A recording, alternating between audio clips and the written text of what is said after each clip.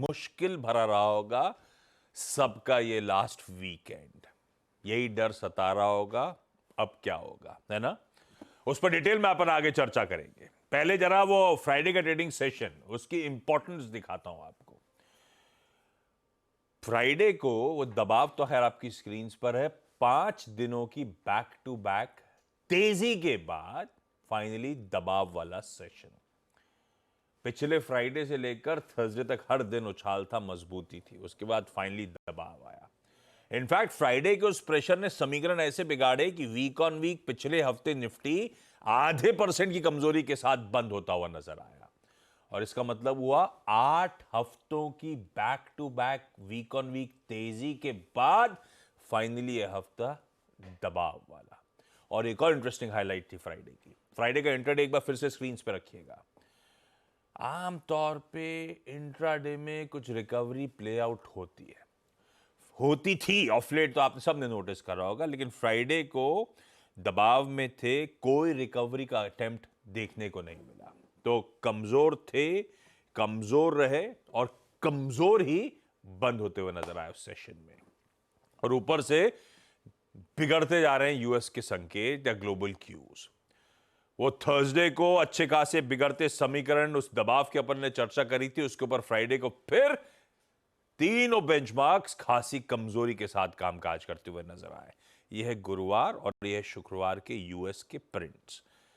शुक्रवार के तो अपफ्रंट डिटेल में चर्चा भी करेंगे, लेकिन वहां पे और अपन कह ही रहे थे थर्सडे को जब अपन ने रिकॉर्ड हाइज छुए थे, तो उस रिकॉर्ड हाइज के बीच में वो अंडरटोन की चर्चा हुई थी कि इंटरनल्स कमजोर थे। और फ्राइडे को देखिए क्या हाल हुआ है। खैर, मार्केट्स में आगे लौटूंगा, पहले इस हफ्ते कहां का नजर है, कुछ इंपॉर्टेंट चीजें वो बता देता हूं।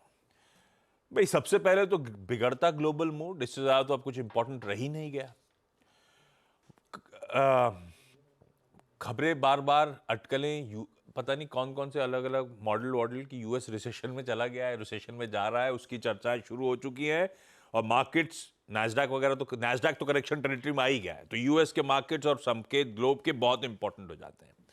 दूसरी तरफ मिडिल ईस्ट का टेंशन, वीकेंड पे अगर आपने पढ़ा होता तो कुछ साइंस थे फ्लेयर अप होने के, विजिबल थे। तो उस मिडिल ईस्ट के टेंशंस पे, जियोपॉलिटिकल कंसर्न्स पे नजर रहेगी।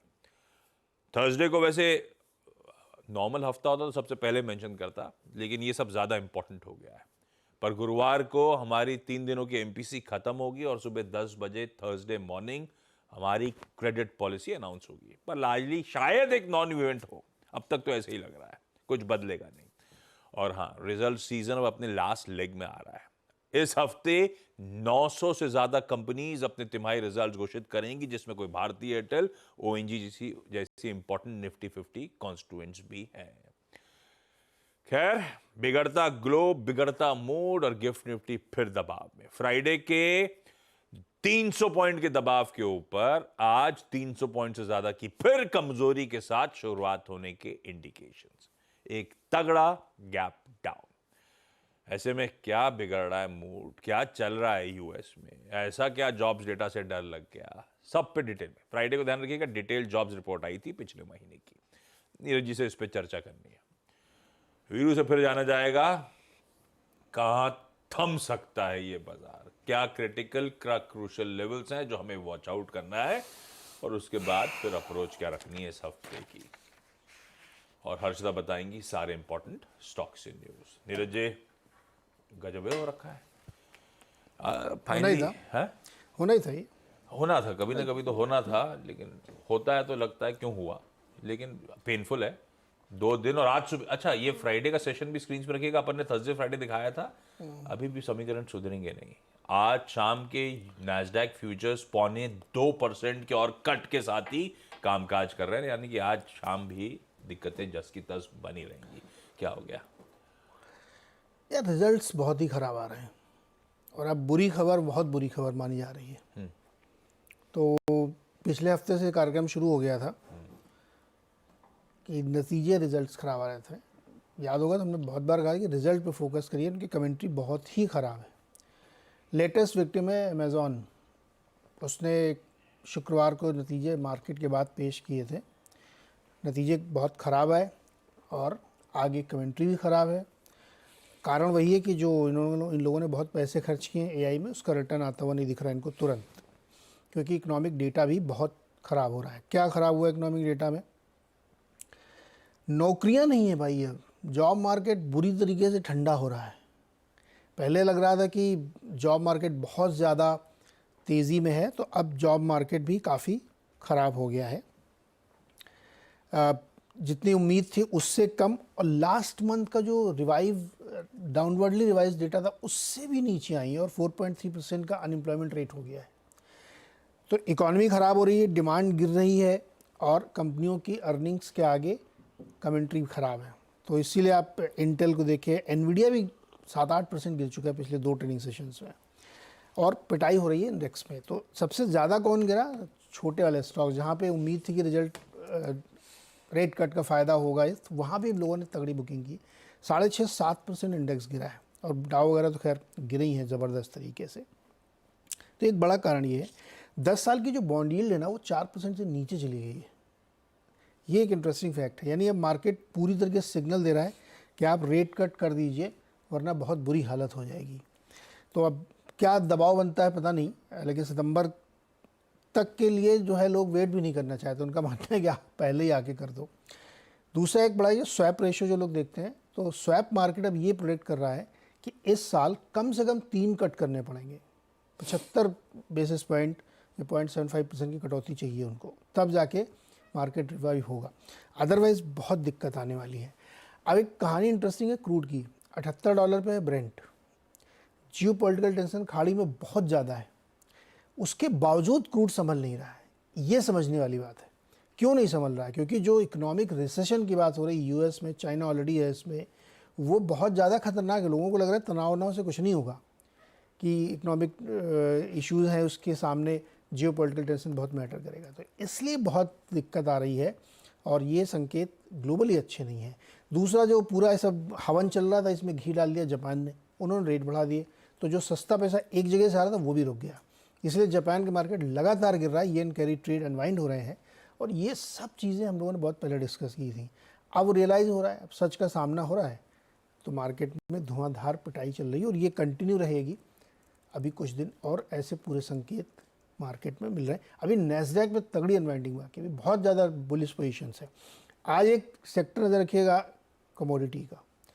हेज फंड्स ने पिछले 2 दिनों में, यानी शुक्रवार और गुरुवार को, $48 बिलियन की पोजीशन कट की है सभी तरह की कमोडिटीज़ में, चाहे वो फेरस मेटल हो, नॉन फेरस हो, सब में काटा है।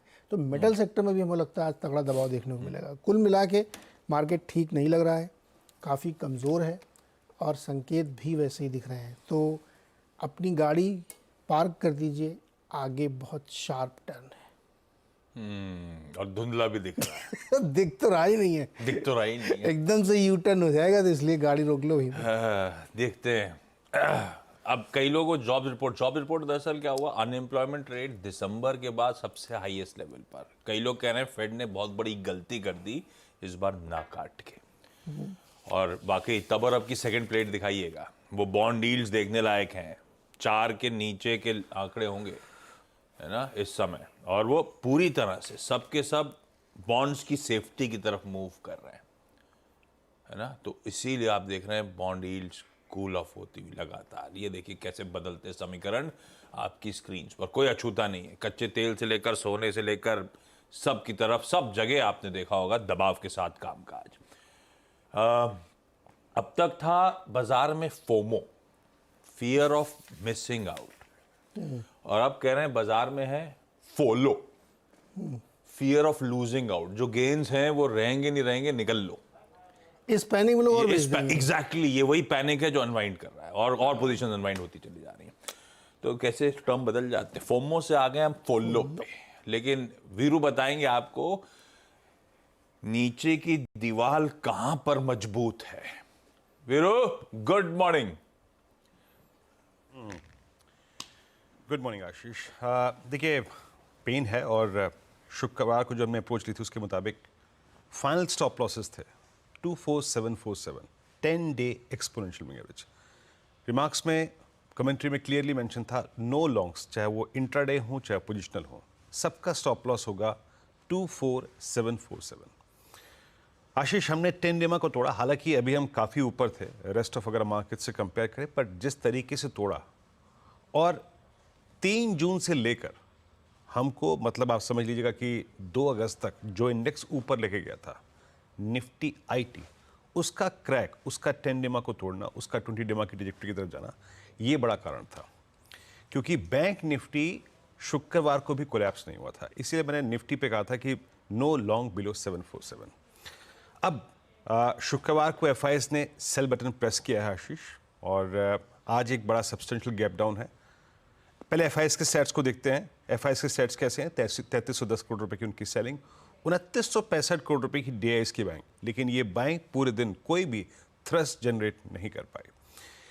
1394 करोड़ रुपए की इंडेक्स फ्यूचर्स में सेलिंग, 19,000 कॉन्ट्रैक्ट लॉन्ग काटे, नेट लॉन्ग रिड्यूस होकर 1,44,000 कॉन्ट्रैक्ट, और 8106 करोड़ रुपए की स्टॉक फ्यूचर्स में सेलिंग। ज़्यादा अगर आप स्टॉक फ्यूचर्स की ओआई की समरी को देखें ना आशीष, तो लॉन्ग्स कटे आईटी में और शॉर्ट बने आईटी में। अभी इस सेलिंग में बैंक्स पे किसी ने भी अगर आप देखें तो बहुत स्ट्रॉन्ग पेडल प्रेस नहीं किया है। तो अभी सेलिंग का गढ़, कंसंट्रेशन पूरा का पूरा आईटी काउंटर्स में था जब मैंने स्टॉक फ्यूचर्स की समरी पढ़ी। अप्रोच क्या रखें? देखिए, मैं शुक्रवार को एक बात कह रहा था क्लोजिंग में, या तो न्यूट्रल जाइए या कोई एक पुट ले लीजिए अपने पास। अब अगर आपने ली है तो ठीक है, नहीं ली है तो भी ठीक है, कोई दिक्कत की बात नहीं, बट एग्जिट हो चुका था।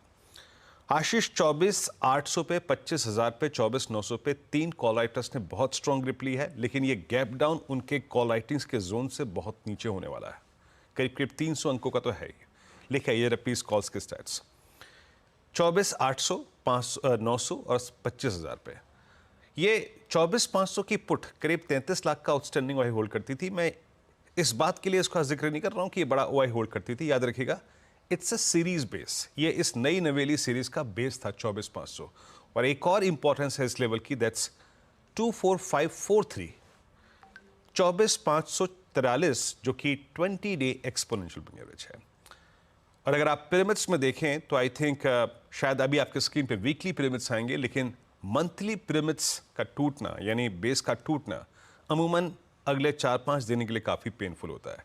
यहाँ पर तो शायद आपको सिर्फ रिफ्लेक्शन मिलेगा, 24,800 पे, 900 पे कॉल राइटर है, लेकिन 24,500 पे बड़ा पुट राइटर है मंथली। मेरी अप्रोच क्या रहेगी?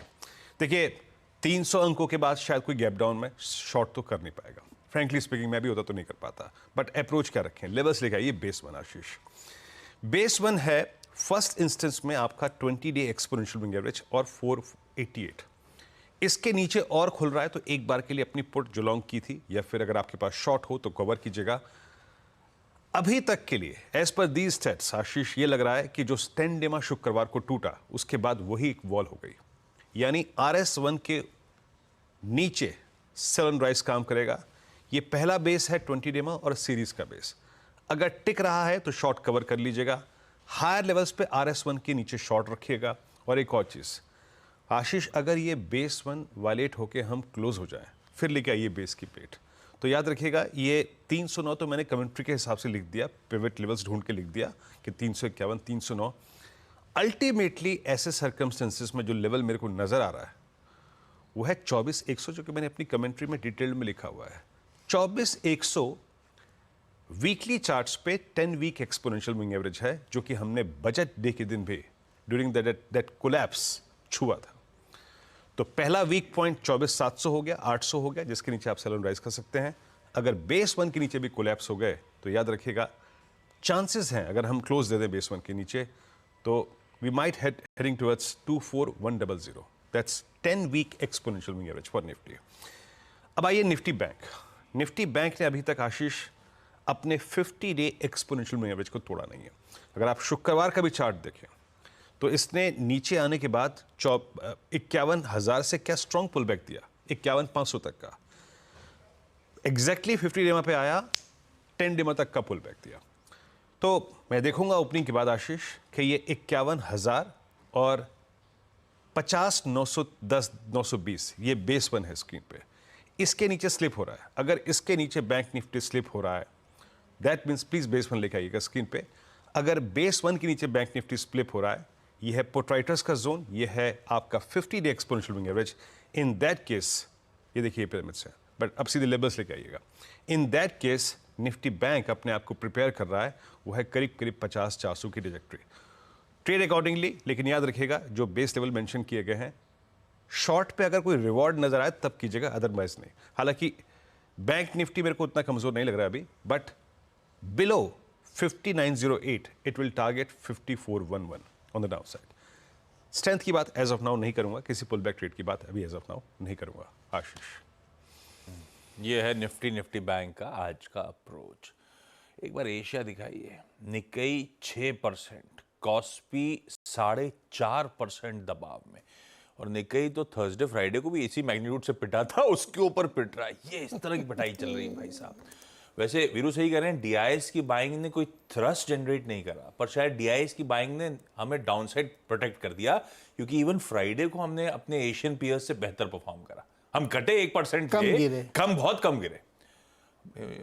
आज भी फिंगर्स क्रॉस्ड ऐसे ही कुछ हो भाई, सिचुएशन दिक्कत वाली काफी ज्यादा। क्विकली सारे इंपॉर्टेंट नंबर्स और खबरें हर्षदा से जान ली जाए। हर्षदा हाय, गुड मॉर्निंग। कौन कौन से स्टॉक्स रेट? गुड मॉर्निंग आशीष। आज जो बैंकों पर नजरें रहेंगी, क्योंकि वो एशिया में स्पेशली जापान के बैंक्स में अग्रेसिव कट्स देखने को मिले हैं, लेकिन भारत में जो सबसे इंपॉर्टेंट बैंक होगा वॉच करने के लिए वो स्टेट बैंक ऑफ इंडिया है।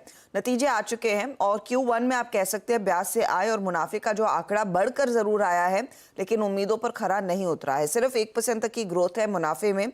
ये 17,035 करोड़ पर 17,132 करोड़ का अनुमान था, तो 100 करोड़ का मिस उधर। ब्याज से आय 5.5% बढ़कर आई है, 41,125 करोड़, 42,175 करोड़ का अनुमान था, तो वहां पर एक ज्यादा बड़ा मिस है। एसेट क्वालिटी में थोड़ा सा आपको सुधार जरूर दिखाई दे रहा होगा, लेकिन कंपनी ने जो अपनी बारीकियां समझाई हैं उसमें साफ दिख रहा है। एक तो ग्रॉस एडिशन टू एनपीए इस पर्टिकुलर क्वार्टर में 8,707 करोड़ पर आया है। स्लिपेजेस बढ़ गए हैं, फ्रेश स्लिपेजेस करीब 7,903 करोड़ के आसपास आए। हालांकि कंपनी कहती है Q1 में सीजनैलिटी का इम्पैक्ट आता है। ईयर ऑन ईयर अगर आप गौर करेंगे तो स्लिपेज इतना बढ़ा नहीं है, लेकिन क्वार्टर ऑन क्वार्टर चिंताजनक का इजाफा देखने को मिला है। मार्जिन्स की स्थिति अगर आप भापेंगे तो 3.35% के मार्जिन्स वर्सेस 3.47%, तो वहां पर कुछ कॉन्ट्रैक्शन देखने को मिला है। हालांकि कंपनी आश्वस्त करती दिखाई दी कि देखिए इस साल में करीब 14 से 16% तक की क्रेडिट ग्रोथ जरूर हासिल होगी। वैसे देखिए तो स्लिपेजेस और एसेट क्वालिटी को लेकर चिंता वापस उभर कर आ रही है SBI के केस में। अब आते हैं टाइटन पर, तो टाइटन का परफॉर्मेंस भी आप कह सकते हैं ओके है।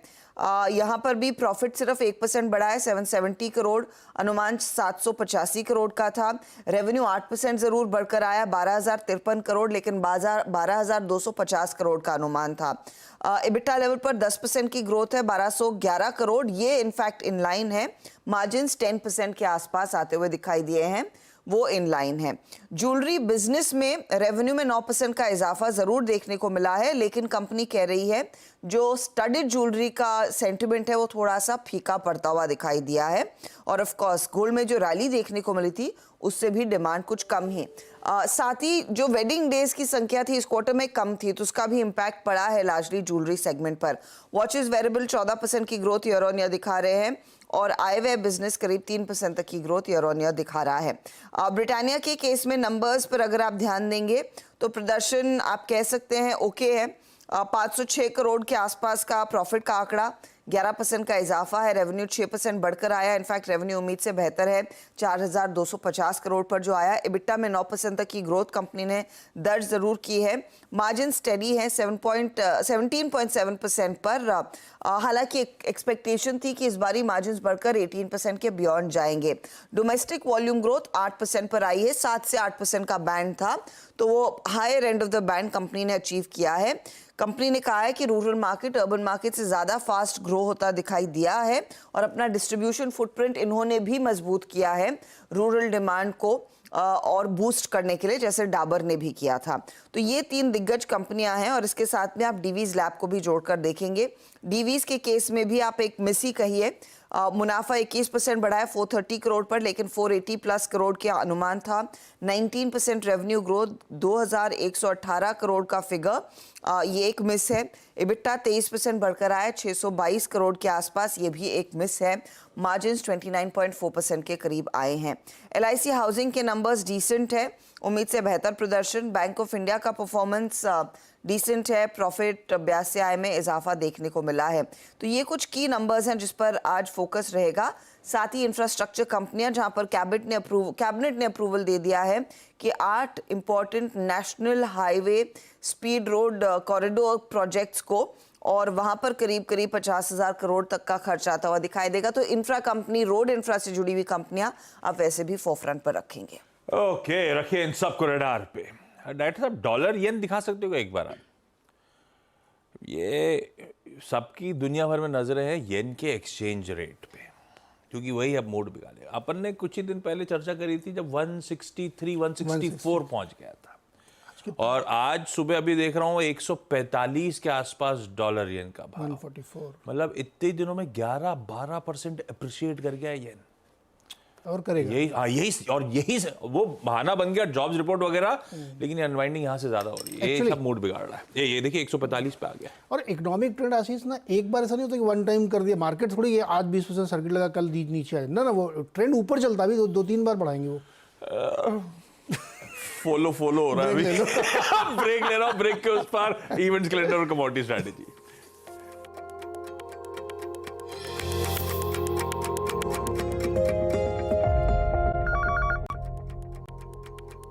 ब्रेक के बाद आप सबका स्वागत है। बहुत क्विकली पहले तो आज की कमोडिटी स्ट्रेटेजी स्क्रीन पर रख देता हूं। HDFC सिक्योरिटीज की तरफ से अनुज गुप्ता साहब ने मदद करी है। कॉपर बेचने के मौके अगस्त वायदा 804 के स्टॉप के साथ बेच के चलिए, और साथ साथ अनुज कह रहे हैं नेचुरल गैस में भी अगस्त वायदा में बिकवाली 173.80 का स्टॉप। और अब इवेंट्स कैलेंडर, वो लैपटॉप बंद हो गया था एकदम से। इवेंट्स कैलेंडर स्क्रीन पर रख देता हूं आप लोगों के, आज कहां का नजर है। Monday Nifty mid cap select और बैंकेक्स एक्सपायरी का दिन। हम रिएक्ट करेंगे, रिएक्शन छोड़ देता हूं। आज नजर रहेगी 2 निफ्टी के नंबर्स, भारतीय एयरटेल और ONGC। वायदा के 2 नंबर्स, दीपक नाइट्राइट और मैरिको। बाकी कैश की लंबी लिस्ट है। कुछ एक्स डिविडेंड इंपॉर्टेंट है, वो आपकी स्क्रीन पर आ जाएंगे। ब्रिटानिया 73 रुपीज 50 पैसे का एडजस्टमेंट होगा, जो रिजल्ट रिएक्शन के साथ साथ एक्स डिविडेंड भी हो रहा है, ध्यान रखिएगा। वेल्सपन लिविंग की बायबैक ऑफ शेयर्स की एक्स डेट और रिकॉर्ड डेट आज है। और वो जो IPOs खुले, सीगाल इंडिया का आज बंद होगा और ओला इलेक्ट्रिक मोबिलिटी का आज डे 2 है। चलिए इस नोट पर छोड़े जा रहा हूं गिफ्ट निफ्टी के एक खास एक कमजोर संकेतों के साथ। ब्रेक के उस पर लौटेंगे तो आज का सीधा सौदा। नमस्कार।